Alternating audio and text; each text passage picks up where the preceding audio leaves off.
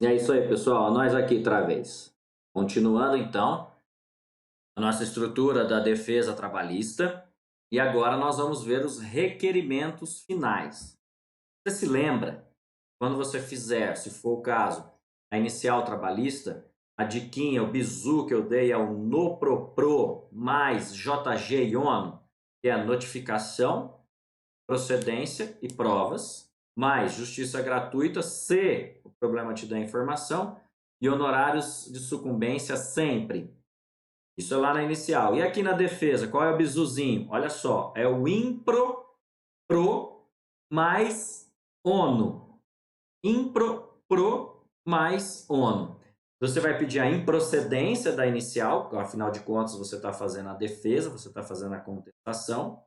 Então você vai pedir a improcedência da inicial, mais provas, vai requerer provas também, porque afinal de contas você quer produzir provas, e o honorário de sucumbência. Então é o que está escrito aqui, ó.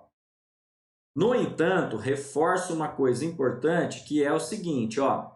Se tiver preliminar ou prejudicial de mérito, você tem que reforçar aqui nos requerimentos. Então imagine que você fez uma preliminar de ilegitimidade de parte. Você vai reforçar aqui, né? Você deve reforçar aqui. Então, por exemplo, você fez uma preliminar de ilegitimidade de parte. Então, aqui você reforça.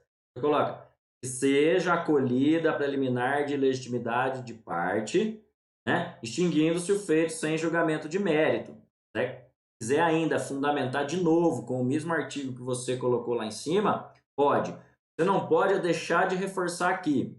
Por exemplo, alegou como prejudicial de mérito a prescrição do período anterior aos 5 anos do contrato, contados da data da propositura da ação, reforça aqui, que seja acolhida a prescrição do período anterior aos 5 anos com extinção do feito com julgamento de mérito. Para ficar mais bonito, extinguindo-se o pedido com julgamento de mérito. Então, o que você tem que fazer é reforçar. Se você tiver pedido 3 preliminares, aqui você reforça as 3 preliminares. Se tiver pedido 3 preliminares mais a prejudicial de mérito, aqui você reforça.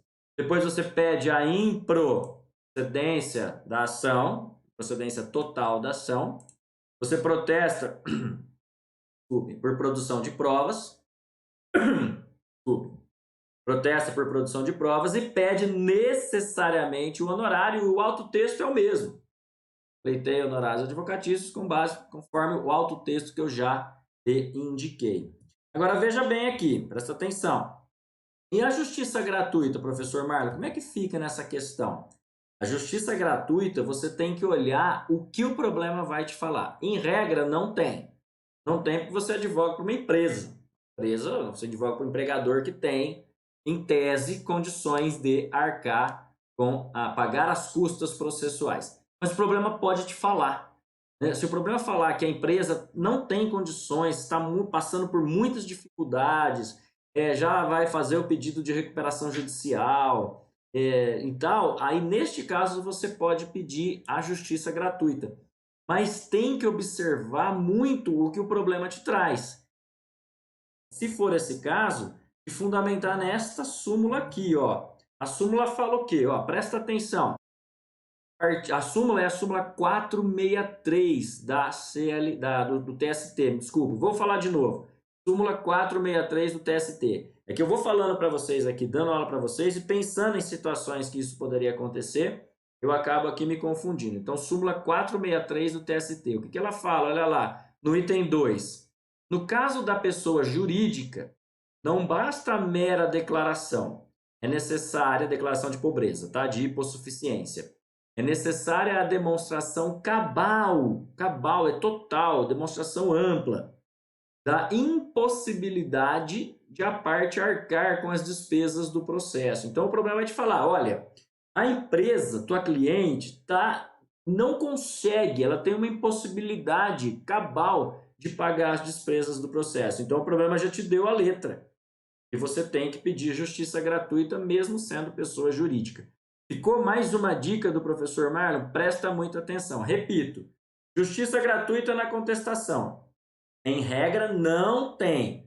Mas o problema pode te trazer a informação E aí você tem que pedir e tem que fundamentar nesta súmula 463 do Tribunal Superior do Trabalho, tá certo? É muito importante isso. É o que eu fechei aqui, ó.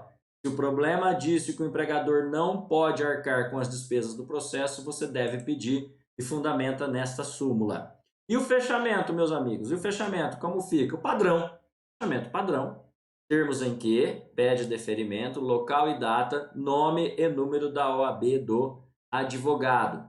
Presta atenção, ao símbolo de atenção aí, presta atenção.